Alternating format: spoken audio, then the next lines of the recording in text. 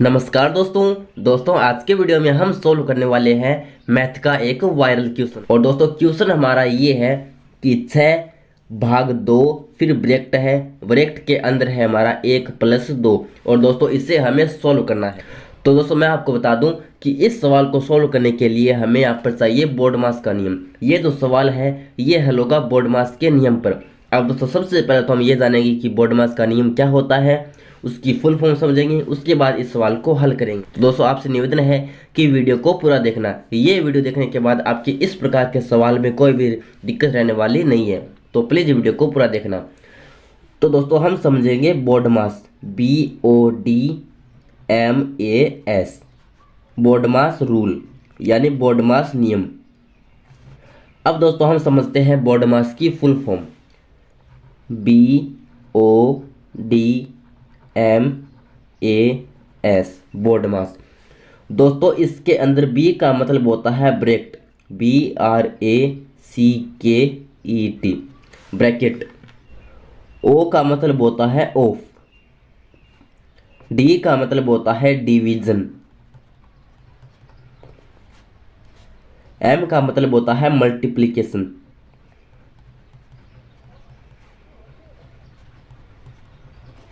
ए का मतलब होता है एडिशन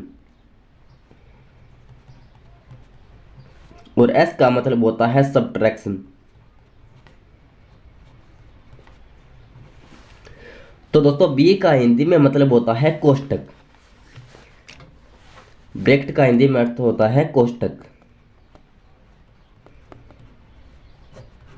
उसके बाद ऑफ, तो ऑफ का हिंदी में अर्थ होता है का। डिवीजन का हिंदी में अर्थ होता है भाग। उसके बाद मल्टीप्लिकेशन का हिंदी में अर्थ होता है गुणा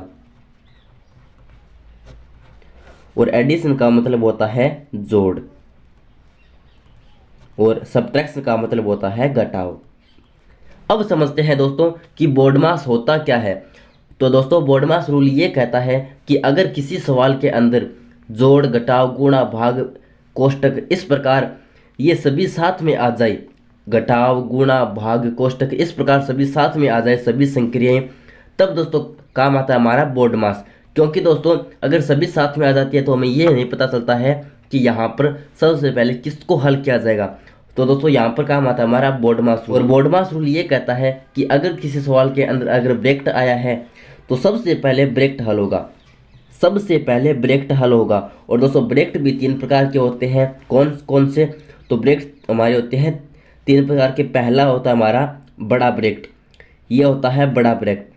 उसके बाद आता है मंझला ब्रैकेट, ये होता है मंझला ब्रैकेट।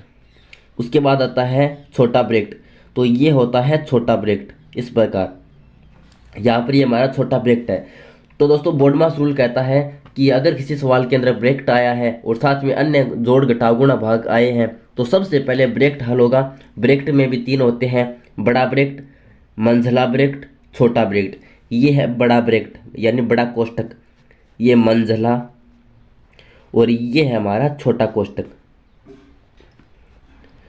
अब दोस्तों अगर यहाँ पर सवाल के अंदर अगर बड़ा ब्रैकेट आया है तो सबसे पहले बड़ा ब्रैकेट होगा, उसके बाद मंझला ब्रैकेट हल होगा, उसके बाद छोटा ब्रैकेट हल होता है। यानी दोस्तों सबसे पहले तो ब्रैकेट हल होता है और ब्रैकेट के अंदर भी सबसे पहले बड़ा ब्रैकेट, फिर मंझला ब्रैकेट, फिर छोटा ब्रैकेट हल होता है। उसके बाद बोर्डमास नियम कहता है कि उसके बाद अगर सवाल के अंदर ऑफ आया है, ऑफ का मतलब होता है का। अब आप समझेंगे कि का क्या होता है।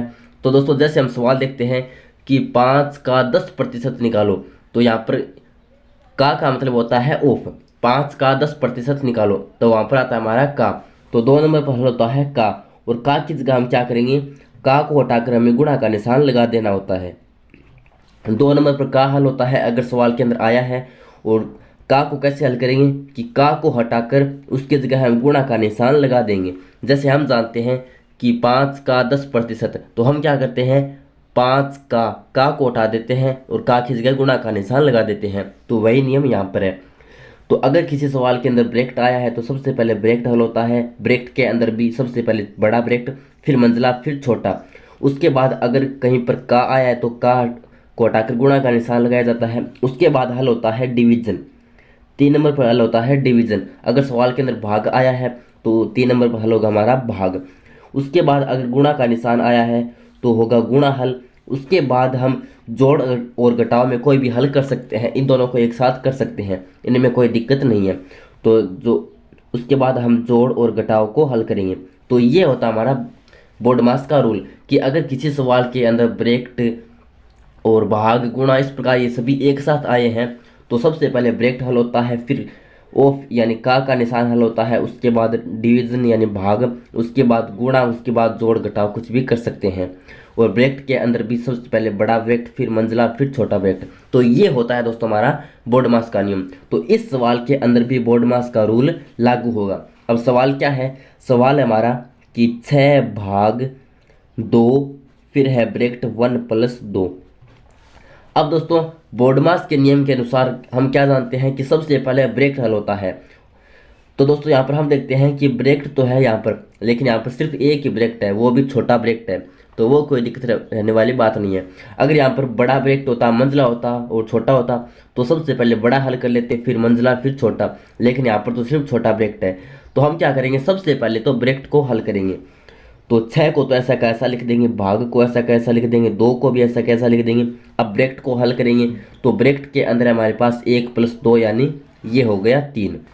तो दोस्तों ये लिख देंगे ब्रैकेट के अंदर 3, ब्रैकेट में हमने लिख दिया 3। फिर 6 का 6, भाग का भाग। अब दोस्तों यहाँ पर है 2 ब्रैकेट 3, तो 2 ब्रैकेट 3 का मतलब है 2 गुणा 3, यानी ये जो 3 है इस 2 के गुणा में है।